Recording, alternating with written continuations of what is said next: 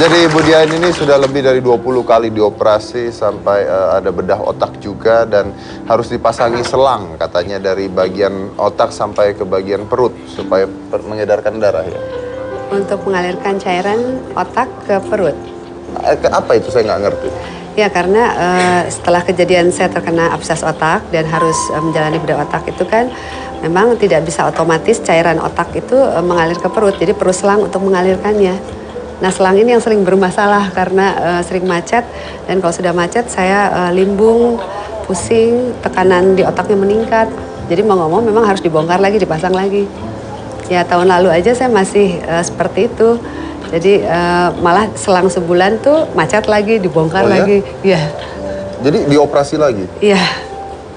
Wow. Jadi memang kalau buat saya paling berat tuh ujiannya justru di kepala ya. Ujiannya di kepala? Iya, selebihnya sih operasinya ada yang pengangkatan empedu, ada pengangkatan rahim. Pengangkatan empedu, pengangkatan rahim.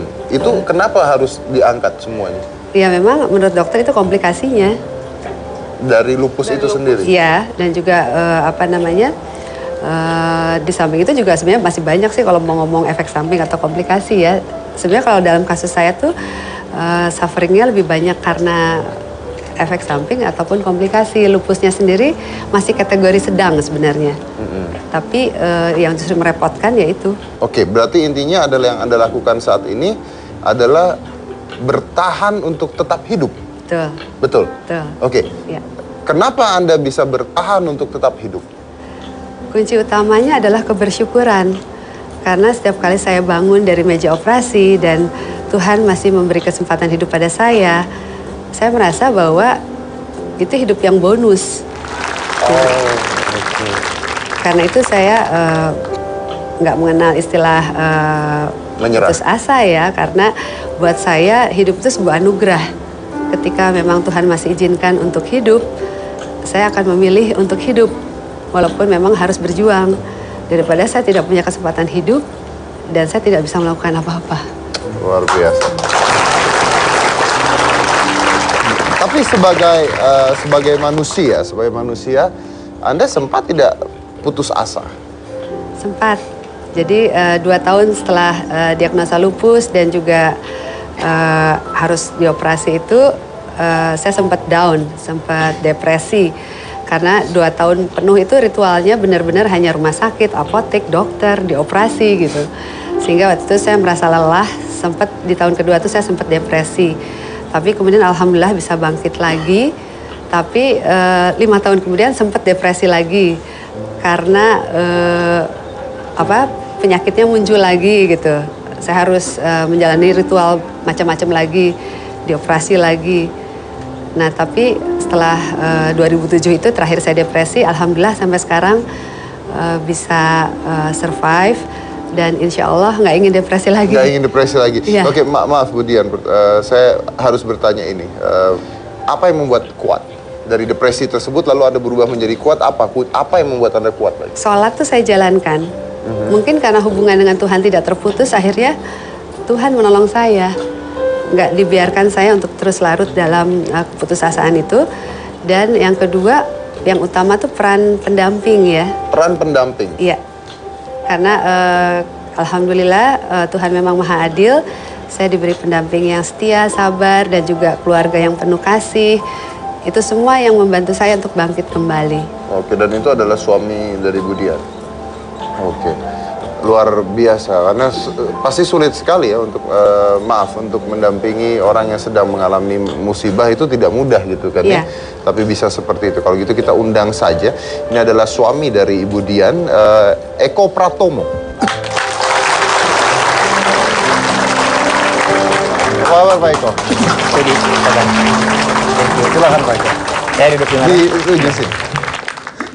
Oke, Pak Eko ini adalah suami dari Ibu Dian ya? Iya. Oke. Pak Eko, mungkin saya langsung saja bertanya, Pak. Maaf kalau pertanyaan saya, mungkin terlalu gamblang gitu ya. Tapi saya rasa penonton juga tidak butuh basa-basi lah sekarang sebenarnya. Apa yang membuat Anda tetap bisa bertahan gitu? Maksudnya nggak selingkuh gitu ya Mas Dedi ya? bukan masalah nggak selingkuh, tapi masalahnya adalah kalau selingkuh nggak selingkuh kan saya nggak tahu ya Bu ya. Masalahnya adalah gini, bukan selingkuhnya, tapi tidak capek gitu. Kalau selingkuh kan mau sakit nggak sakit orang bisa melakukan itu, tapi tidak capai gitu. Dan sebenarnya kalau Ibu tadi mengatakan depresi, sebenarnya depresi itu bukan hanya Anda saja, tapi sang suami pun bisa depresi kan gitu kan.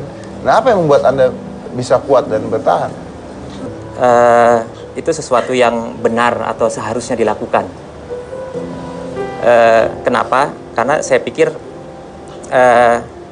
pernikahan itu adalah perjanjian suci ya. Dan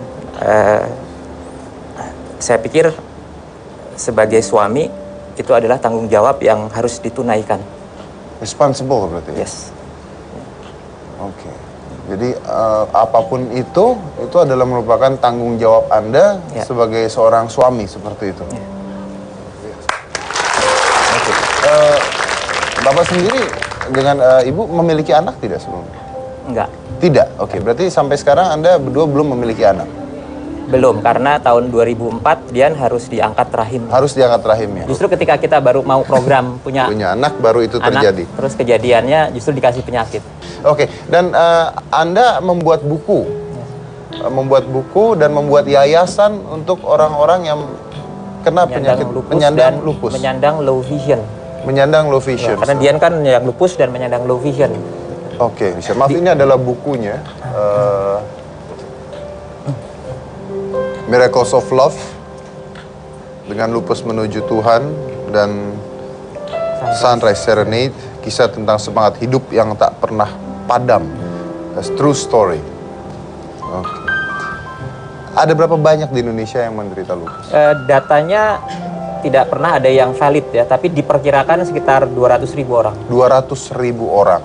Dan jelas tidak semua dari mereka berasal dari keluarga yang mampu ya. Mungkin kebanyakan malahan yang tidak mampu. Kebanyakan yang tidak mampu, dan biar bagaimanapun pasti itu membuat lebih mudah putus asa kalau tidak ada orang yang membantu ya. Betul. Dan itulah mengapa Anda tergerak hatinya untuk membantu mereka.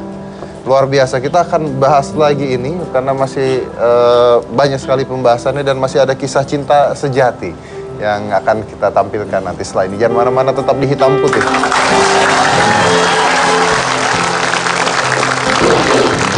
Saya bisa bersuara, saya bisa operasikan dari membuat musik mentah, dari MIDI file, jadi arranger lah sekarang profesi saya. Ranger, profesinya Ranger sekarang. Ranger.